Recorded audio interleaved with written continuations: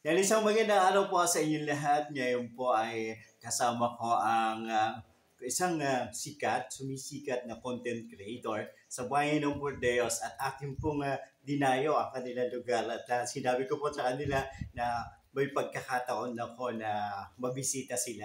At ito po yung pagkakataon yan. At ang buhay probinsyano. Buhay probinsya. At syempre po ang pinaka aktor at actress ay kasama natin. Kamusta po kayo? Ayos naman po, sir. Baka po noon hindi. Baka pong galing.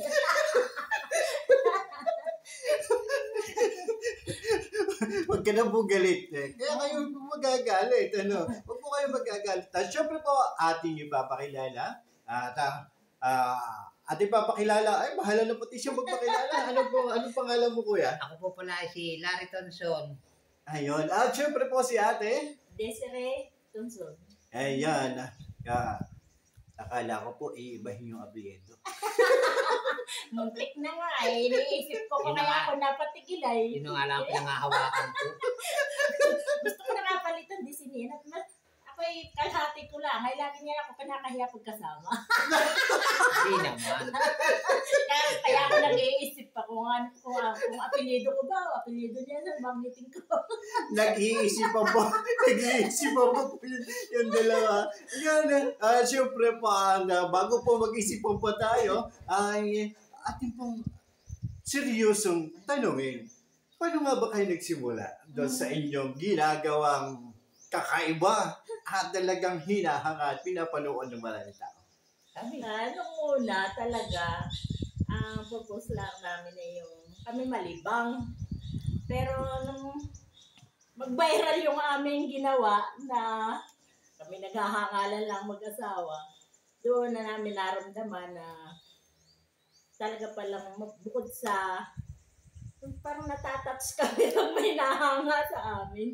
Sabi ko, ayos din pala ito. Sabi ko, ito pala nararamdaman niya ng mga sumisikat na tao. Sabi, pero kailangan natin medyo tayo mag-improve ang itsura natin. Parang naman sabi ko, parang tayo pag nakita ng tao, tayo hinahangaan na yan doon, hindi mo kahiyaya. Diba hindi? Kung ano ka nakilala noon hanggang ngayon, ay ikaw pa rin alam nga naman magbago ka, may malakot tayo, may pampipira, pampabago. Wala naman. Doon po sa mga ginagawa niyo, mayroon ba kayong mga kakaiba na nararamdaman, lalo higit doon sa inyong sa mga comment ng mga tao? Bayo naman, talagang kami parang na-proud sa amin sarili na talagang mayroon pala din nagmamahal sa mga katulad namin mahihirap. At saka talagang ako'y, sa tagal ng aking ako'y 59 na, parang ako'y magiging artista na. Kaya ako'y proud sa akin sarili. Kaya lalo kong gagalingan. Lalo na nakaharap ko sa isang standard na ito. Nakakahiyang banggitin. Hindi nahihiyat ako talaga proud sa sarili kung ako magiging artista. Ayan! At totoo po naman at siyempre pinatunayan po na di po ba mga manonood po nila. Sila po ay ang galing na pagiging artista. At kanina nga ako kinikwento sa akin at nung kasama ko na tinatanong ni Kwento na yung ba ay scripted? Yung po bang ginawa ninyong scripted po ba yung nag-viral? Ba hindi, sariling isip ko lang. Hindi kami marunong ng mga gang script. At pumasok sa isip ko yung kayong tatawanin ko lang ang aking mga anak. Aba, sa susunod ay lalo ko pang gagalingan para maraming matuwa sa akin. Yabang na ito. Aba, hindi. Ay, hindi po talaga. Ang aking kakayanan. Ganun talaga ang artista. Ayun. At ano po na pakiramdam sa paglabas ninyo dito sa inyong lugar at kayo pumupunta sa bayan o nakikilala kayo nung mga followers ninyo, ano po yung pakiramdam ninyo? Ikaw, anong pakiramdam mo? Ako medyo proud din. Pero nahihiya ako sa totoo na. Talaga nahihiya ako. Yun ang totoo noon. Dahil hindi ako sanay ng may taong yung bang, hindi ko alam kung nahanga o talaga lang sadyang nakikita lang nila kami nagbablog. Hindi ko Ako alam. talagang, Ako nahihiya para sa akin. ako nung primero ako nahiya, ako man din nasa ban na yun, pero ako talagang tago. Pero ngayon, hindi na. Talaga sila hinaharap ko na tabay. Ikaw ang maging artista. Katanda ko nang ito. Aba, eh talagang bihira sumapit sa mga katulad ko. May gisisa santir at sanay na. Kaya ako bago pala, kumbaga ako bagong kabuting nabuswak. Hindi sasamantalahin ko na talaga itong aking pagsikat na ito. Salamat sa inyo. Yan, sinasabi ko sa inyo. Sa ako medyo kingkoy. Kaya pagka kami nagbablog at ako lang mag-isa nagbablog, wala sa akin nanonood. Iba ko eh. Sabi na yung mga anak ko, ay, wala kang pagsikat nanay pag hindi mo kasama ang tatay. Kaya huwag na huwag mo yung pagbabantang hiwala yan.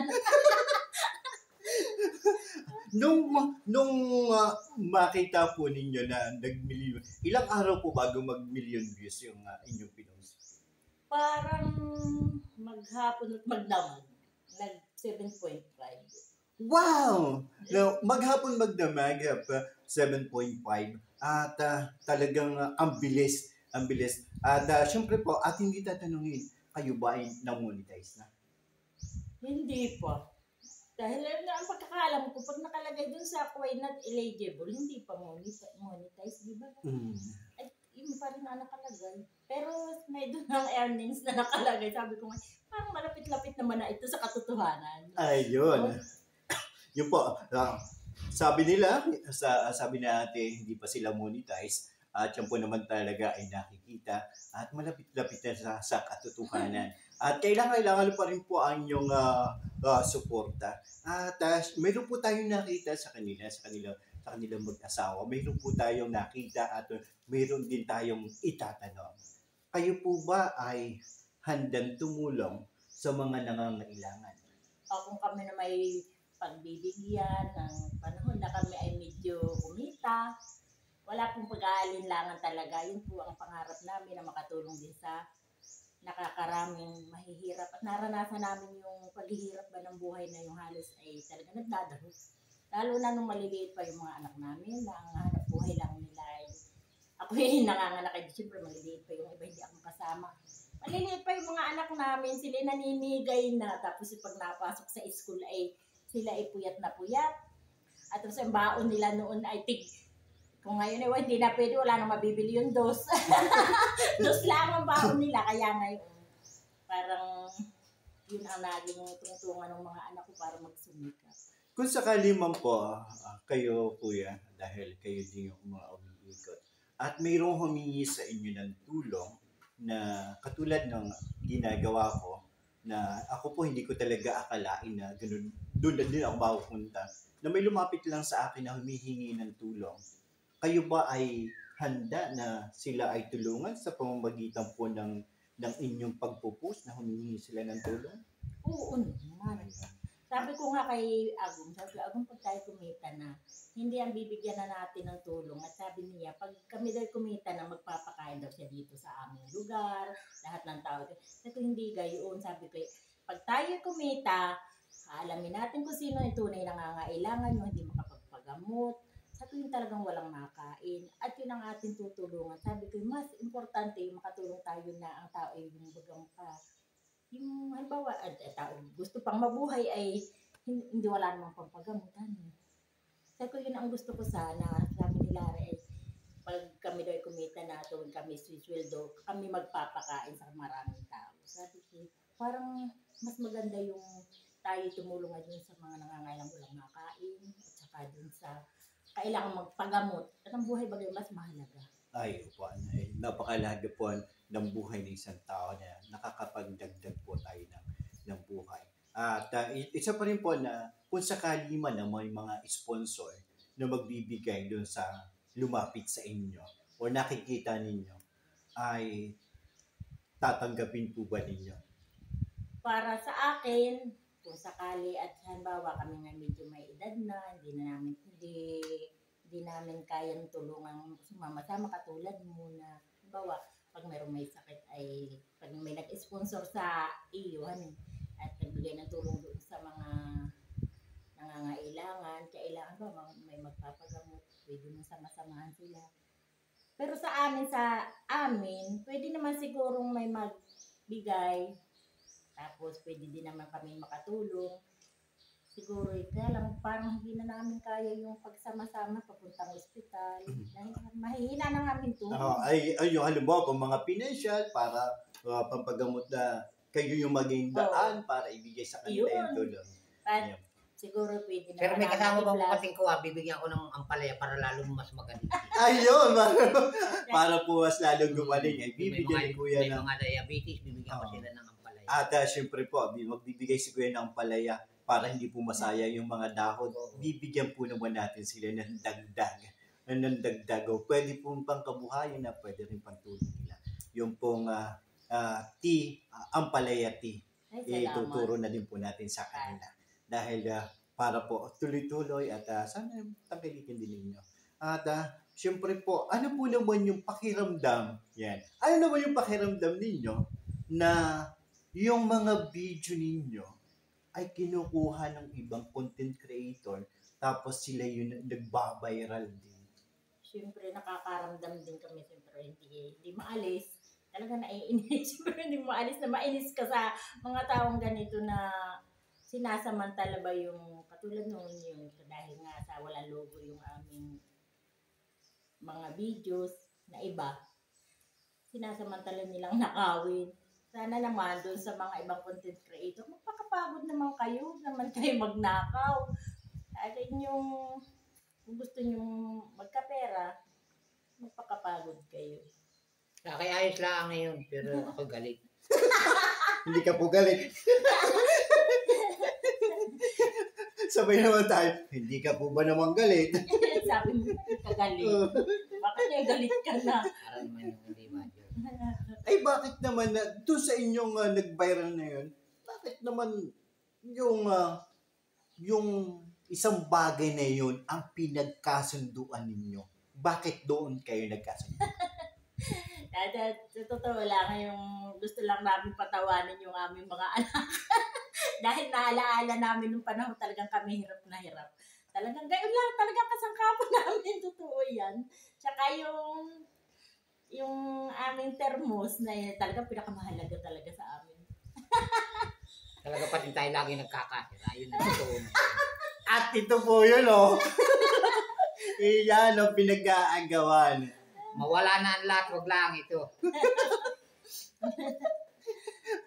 Pati yung kanilang iba't ibang pati buta, saan ka naman nakakita na buta paghiwalay? Kanya na yung kaliwa, siya yung kanan. Kaya yung kaliwa ka yung kanan. Iyan po yung isa po sa mga nag-viral ang kanilang content na ito, may termos at hindi po nawawala sa isang pamilya. Yun po, tanungin ko naman kayo. Kapag mayroon po mga pagkakataon na kayo ay mayroong hindi pagkakaunawan, ano po yung mga bagay na ginagawa ninyo para kayo ay magkasundo maliban sa kaibang ito? medyo personal. Sa ganito tayo. Ito nga kaya sa ito joke, ito, pero ito mataas ang pride.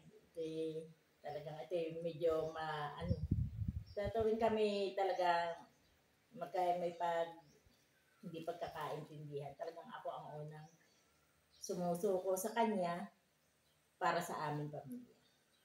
Hindi para sa akin, para sa aking mga anak. Ayaw ko nang kami Huwag mo punting na ng masama. Galit ka naman yata. Bakit kama? Yun ang totoo na yan. Yun po, sa isang pamilya kinakailangan po talaga na mayroong pagpapakumbaba. Ang isa, kung mataas man yung pride pero siya mababa, ay pride lang pong pataasin. Pero yung kababaan ng loob ang patuloy pa rin na maghahari. Ano po yung panawagan ninyo sa inyong mga viewers o sa mga viewers natin? Ano po yung panawagan ninyo? Ay mga ka-vibe, sana patuloy po ninyo kami suportahan at huwag kayong magsawa. Sana kahit medyo hindi na masyado kagandahan namin mga video, sana patuloy lang niyo kami suportahan dahil kung sakali at kami ay kumita na rin, hindi kami magdadalawang isip na gayahin si Sir Sander o si Sir Salde Bautista na tumulong din sa mga mahihirap. At ano po na mapanawagan itong magagalitin? Maraming salamat sa lahat ng nanood ng aming mga vlog at saka talagang kay mahal na mahal ko lahat ng nanonood sa amin. Sana po magpatuloy kayo sa aming mga panonood at lalo ko pa pong gagalingan para ako maging artistang totoo. Yan. At sa mga susunod po ay hindi pa po ito yung pagtatapos ng ating pakipagkwentuhan sa kanila. At tayo po ay muli magbabalik dito sa kanila. Lalong higit po pagkatapos nito after 1 month, posible na tayo ay bumalik at patuloy na silang maging tuloy-tuloy na makilala. At syempre, sa mga susunod, television po naman. Maraming salamat po sa inyo, lalo-lalo po kay Sir Sander. Sana ay kami madala ng kasikatan ni Sir. Hindi po nun. Ito po. Sama-sama po natin suportahan ang mag-asawa ni Ate Desiree at Kuya Larry. At syempre po ang kanilang page, ang Buhay Probinsya. Ang Buhay Probinsya. At sa susunod ko po ipakita sa inyo yung kanilang mga napakagandang mga ginagawa sa likod lang o sa harap at likod lang ng kanilang tahanan. Huwag po ninyong kalimutan na mag-follow sa kanila, Buhay Probinsya, at patuloy na ibahagi ang saya at magbibigay ng saya sa marami pang makakapanood nito. Maraming po salamat at patuloy na pagpapala ng dakilang Diyos ay suma ating lahat. At sa bawat makakapanood nito ay maging inspirasyon nawa ninyo ang mag-asawang ito. At sa mga susunod, ipapakita ko sa inyo yung kanilang tahanan. Ngayon ay bawal muna. At abangan ninyo ang tunay na kwento, ang tuloy-tuloy na kwento ng buhay ng mag-asawang ito hanggang sa madala natin sa TV, sana sa TV na sa susunod. Pero sa susunod, sikapin muna natin ano nga ba yung inspirasyon nila. Dalahin natin sa radyo.